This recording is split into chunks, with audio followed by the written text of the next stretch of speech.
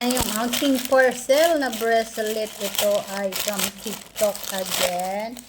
Oh, ito pala siya. Tingnan nyo guys.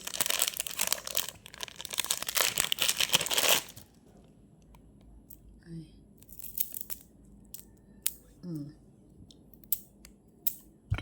Ayan. Ang ganda niya. Ito ay 101 lang.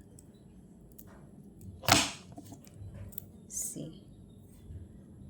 101.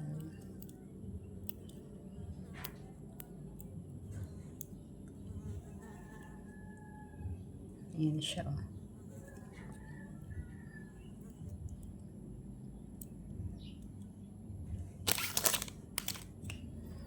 Bracelet. Nandito na lahat. May green, puti, black, brown. Ito ay for ano daw to. Cha-cha-cha-ching. Cha-ching-cha-ching-cha-ching. Ayan siya.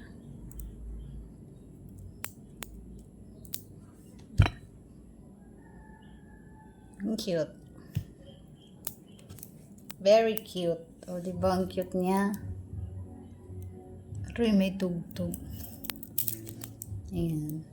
So, meron pa akong ordering isa nito.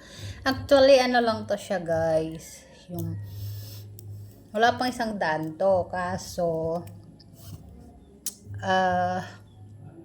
hindi ko siya na-order agad nung pagtingin ko na free shipping siya. So, kasama na yung shipping fee. 101 siya. Pero, mura lang to. Tsaka nagustuhan ko siya kasi, yung tawag nito. May tawag dito eh. Ayan.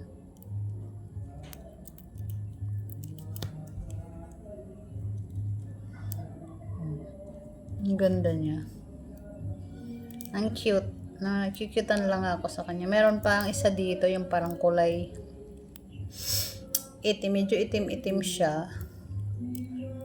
Na may pula. Itim na may pula naman yung kukunin natin kasi meron na siya nito para may partner siya.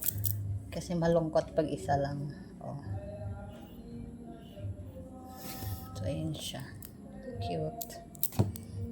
Very cute. Pag ganyan suot mo siyang ganyan. Cute lang ang dating niya.